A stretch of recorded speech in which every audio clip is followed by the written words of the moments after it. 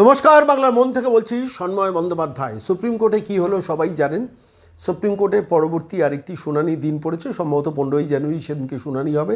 Supreme কোর্টের প্রধান বিচারপতি আজকে 3 সদস্যের বেঞ্চ ছিলেন, সেখানে একজন বিচারপতি অতিরিক্ত ছিলেন যিনি এর আগের দিন শুনানিতে ছিলেন না, ফলত 2 সদস্যর শুনানিতেই পুরো ব্যাপারটা রাখার জন্য সুপ্রিম কোর্টের প্রধান বিচারপতি বলেছেন যে 15ই জানুয়ারি শেষ পর্যন্ত সম্ভবত শুনানি হবে। তো প্রশ্নটা হলো কিসের শুনানি হবে? 25,753 জনের চাকরি চলে গেছে, তার মধ্যে প্রচুর যোগ্য ছেলেমেয়ের চাকরি, তার মধ্যে চাকরি ছেদ হয়েছে কলকাতা হাইকোর্টের রায়, এবং প্রচুর অযোগ্য ছেলেমেয়েদের কিন্তু চাকরি গেছে। কিন্তু আলটিমেটলি একটা স্টে অর্ডার করে কোনো রকমের টিকে আছে পুরো প্রসেসটা। বারবার সেগ্রিগেশনের কথা ছাত্রছাত্রীরা বলেছেন, যারা যারা চাকরি পেয়েছেন তারা বলেছেন সেগ্রিগেট করে দিন, যাদের কাছে জালিয়াতি করে চাকরি দিয়েছেন সেই তালিকাটা স্কুল সার্ভিস কমিশনের পক্ষ থেকে দিয়ে দেওয়া হোক, তাহলেই তো সমস্যাটা মিটে যায়। হাইকোর্টে বলা হয়েছে, সুপ্রিম কোর্টে বলা হয়েছে, কিন্তু কিছুতেই ভোলার নয়। ফলত আলটিমেটলি ক্ষতিগ্রস্ত হচ্ছেন যারা মেধার ভিত্তিতে, যারা পরিশ্রম করে, যারা যোগ্যতার ভিত্তিতে চাকরি পেয়েছেন তাঁরা, এবং শেষ পর্যন্ত তাঁদের হয়ে প্রচুর এবিটিএ রাস্তায় নেমেছেন, আন্দোলন করছেন। তাঁরা প্রত্যেকে যোগ্য যারা ছেলেমেয়ে তারা ওই ময়দানে ধর্মতলায় বসে রয়েছেন, বিকাশ ভবনে গেছেন, কিছুতেই কিছু জট আর ছাড়াচ্ছে না। আজকে একটা আশা ছিল শেষ পর্যন্ত শুনানি হবে, শেষ পর্যন্ত যদি সেখানে একটা কিছু রায় বেরিয়ে আসে, কিন্তু শেষ পর্যন্ত শুনানি আজকে হলো না, এবং সঠিক কারণেই হয়নি। তার কারণ 3 জনের সদস্যর বেঞ্চের আগের দিন 2 জন শুনেছিলেন, 3 জন থাকলে পুনরায় আবার পুরোটাকে শুনানিতে আনতে হবে, ফলত সেই টেকনিক্যাল কারণে কিন্তু প্র্যাকটিক্যালি শুনানিটা হলো না। দেখুন, এই ঘটনাটার 2-3টে দিক আছে। আমি ছোট্ট করে একটু বলে, আমি সুদীপ্ত দাশগুপ্ত আইনজীবী, সুপ্রিম কোর্ট থেকে বেরিয়েছেন, আমি সরাসরি তাকে টেলিফোনে ধরেছিলাম, তাঁর কথা আপনাদের শোনাবো তিনি কী বলেছেন। 2-3টে দিক আছে। প্রথম কথা হচ্ছে, দেখুন এই যে শুনানিটা হলো, এই শুনানিতে তো সমস্ত পক্ষের আইনজীবীরা, নামি দামি আইনজীবীরা অ্যাপিয়ার করেছেন।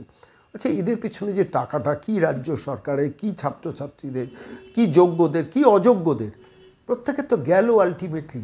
ভাবুন তো কত কোটি টাকা আজকে একদিনে এই শুনানি পর্বে আইনজীবীদের ফিস বাবদ পেমেন্ট করতে হচ্ছে। কেন, কিসের জন্য, কার অপরাধে? রাজ্য সরকার ইজিলি চেষ্টা করতে, রাজ্য সরকার এবং Nabanna, Mamata Bandyopadhyay, Mamata Abhishek private limited company 1 point target হচ্ছে যেন তেন প্রকারণ চোরগুলোর চাকরি বাঁচানো, আর তার জন্য যোগ্যদের রাস্তায় বসে থাকতে হচ্ছে 2 বছর, 3 বছর, 5 বছরের বাচ্চা ছেলে মেয়েগুলোকে নিয়ে শীতের দিন, শীতের রাতে ওই ধর্মতলায় বসে থাকতে হচ্ছে। আর তারপর ওই চোর চিটিংবাজ কুণাল প্রেসের সামনে দাঁড়িয়ে বলছেন আমাদের মুখ্যমন্ত্রী সবার চাকরি যাতে থাকে তার জন্যই চাইছে, কিন্তু কিছু উকিল এই বিরোধিতা করে, মামলা করে আলটিমেটলি জলে ফেলে দিচ্ছে, বিপদে ফেলে দিচ্ছে। চিটিংবাজ কুণালের কথায় কেউ গুরুত্ব দেয় না, সেটা সবাই জানেন। তিনি বেসিক্যালি মানে কিসের স্বার্থে, কিসের জন্য কথা বলছেন সেটা সবাই জানে, আমি তাতে যাচ্ছি না। কিন্তু প্রশ্নটা হচ্ছে, একটা সরকার কেন ঠিক কথা বলছে না? সিদ্ধার্থ মজুমদারের কথা এর আগের দিন আপনাদের দেখিয়েছিলাম, একদম সংবাদ মাধ্যমে মানে যে পেপার কাটিংটা সেটা দেখিয়েছিলাম। বলেছেন যোগ্য যারা বলছেন তাদের সবাই যে যোগ্য, কি করে সার্টিফিকেট দেবো? তারও তো সেখানেও তো জালিয়াতি থাকতে পারে, অর্থাৎ শস্যের মধ্যে ভূত। যোগ্যদের চাকরিটা গুলিয়ে দেওয়া হচ্ছে school service commission, Bratya Basu সতীর্থ, এই সিদ্ধার্থ মজুমদারের দায়িত্ব পড়েছে। কেন করছে একটু ভালো করে ভেবে দেখুন। আমি এটা অনেক ডিটেলে গভীরে ভেবেছি বলে বলছি, যে যোগ্যরাও যে যোগ্যতার ভিত্তিতে চাকরি পেয়েছে, সেখানে যে জালিয়াতি নেই, আমরা কি করে বলবো? পেপার কাটিংটা আপনারা দেখছেন, এই মুহূর্তে আমি আপনাদের দেখাচ্ছি। বলেছেন এই সিদ্ধার্থ মজুমদার, ইনি হচ্ছেন ব্রাত্য বসুর সঙ্গে একই কলেজে অধ্যাপনা করতেন। ব্রাত্য বসুর রেকমেন্ডেশনই সম্ভবত স্কুল সার্ভিস কমিশনের চেয়ারম্যান হয়েছেন সিদ্ধার্থ মজুমদার। তিনি কিছুদিন আগে যেটা বলেছেন সেটা সংবাদ মাধ্যমে বেরিয়েছিল, এদের মধ্যে অনেক রকমের জালিয়াতি থাকতে পারে যারা যোগ্যতার ভিত্তিতে চাকরি পেয়েছেন। অর্থাৎ অযোগ্য তালিকাটা আলাদা করব না বলে যোগ্যদের ব্যাপারটাকেও গুলিয়ে দেওয়া, এবং তার ফলে সব কিছু গুলে ঘেটে গিয়ে যদি শেষ পর্যন্ত সবার চাকরিটা চলে যায়, তাহলে সরকারের টাকা বাঁচবে। এই 25,753 জনকে মাসে যে মাইনেটা দিতে হচ্ছে, এখন আপাতত সরকারের টাকাটা বেঁচে যাবে।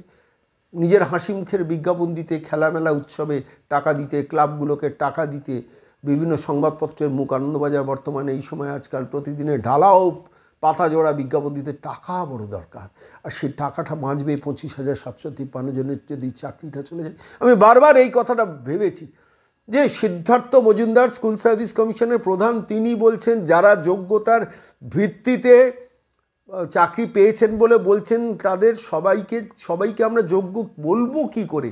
কি অদ্ভুত না, একটা স্কুল সার্ভিস কমিশনের প্রধান, তাদের হাতে সমস্ত পেপার ডকুমেন্ট থাকা সত্ত্বেও যারা যোগ্যতার ভিত্তিতে চাকরি পেয়েছে তাদের তাদের ব্যাপারটাকেও গুলিয়ে দিচ্ছেন। একটু ভালো করে এই পয়েন্টটাকে খেয়াল করে দেখুন।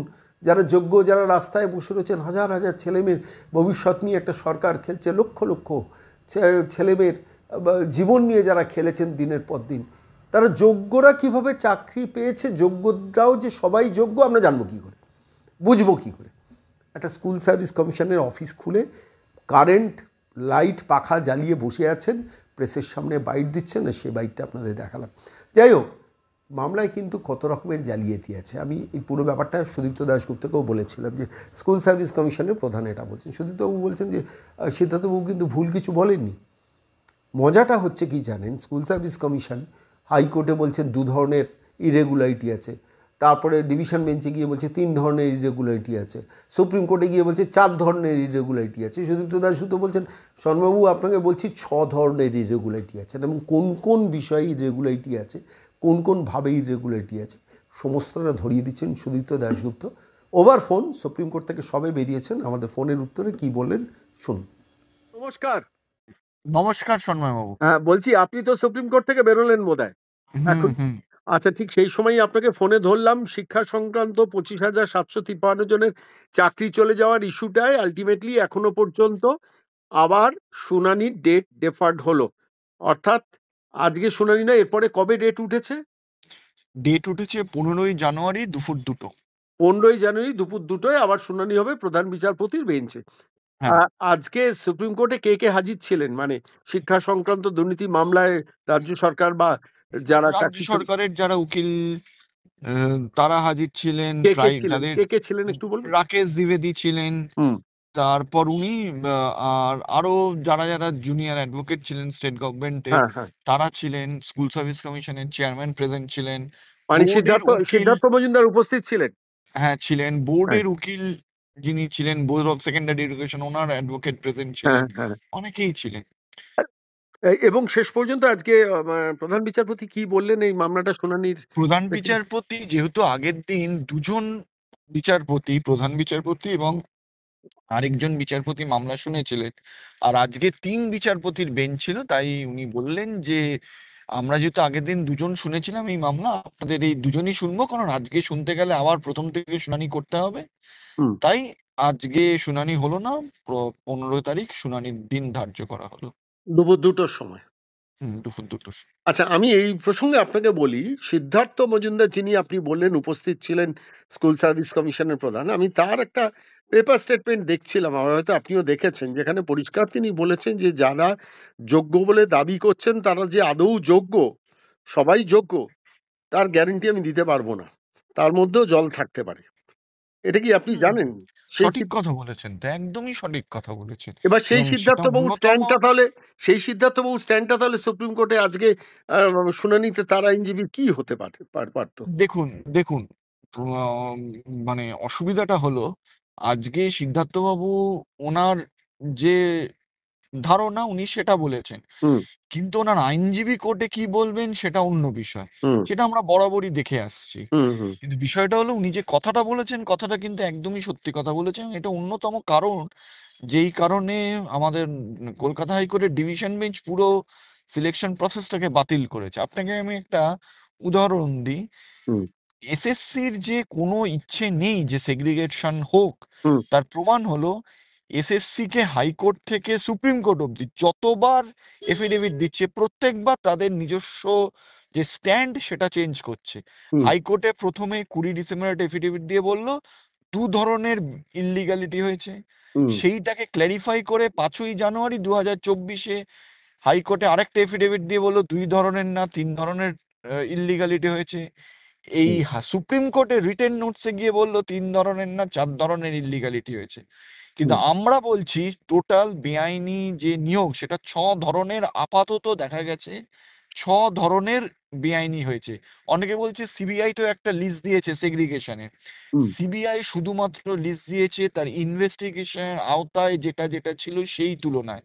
যেরকম আপনাকে আমি একটা এক্সাম্পল দিই, যে টোটাল ভ্যাকেন্সি যদি 100 হয়, চাকরি করছে 200 জন, কি করে? এটা হুম এই লিস্ট সিবিআই দেয়নি, সিবিআই এর কাছে থাকার কথাও না। এই লিস্ট আমরা কোর্টে জমা দিয়েছি, ডিভিশন বেঞ্চে জমা হুম দিয়েছি। হুম যতজনকে এসএসসি রেকমেন্ড করেছে তার চেয়ে বেশি অ্যাপয়েন্টমেন্ট পেয়েছে, কি করে?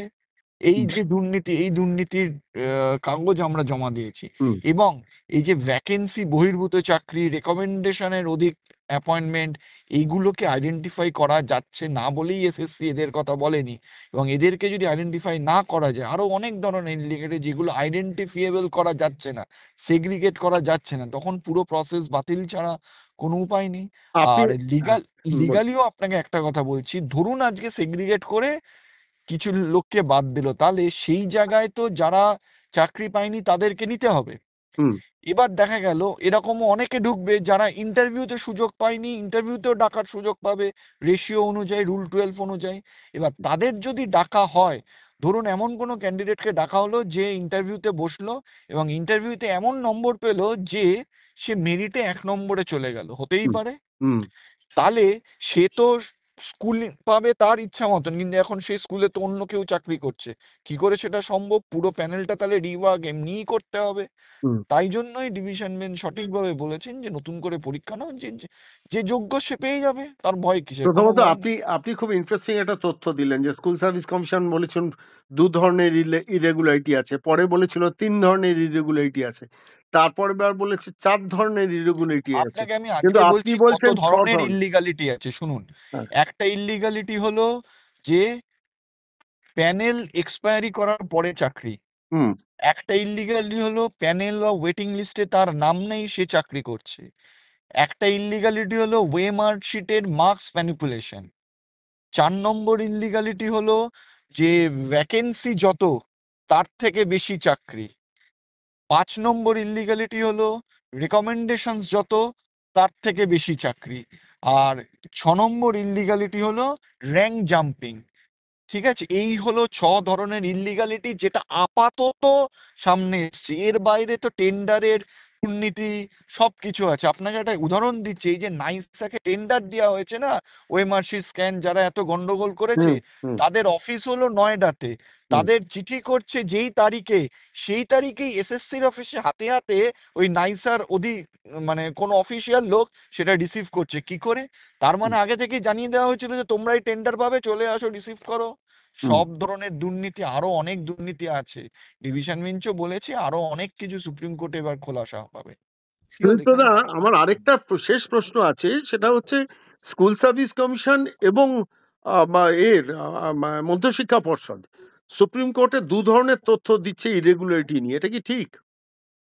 হ্যাঁ, 2 ধরনের ইল্লিগালিটি নিয়ে তারা তথ্য দিচ্ছে। যেরকম স্কুল সার্ভিস কমিশন বলছে, আমি একটা এক্সাম্পল দিচ্ছি, ক্লাস 9-10 এর ক্ষেত্রে তারা 11,600 সামথিং নাম রেকমেন্ড করেছে চাকরি পাওয়ার জন্য।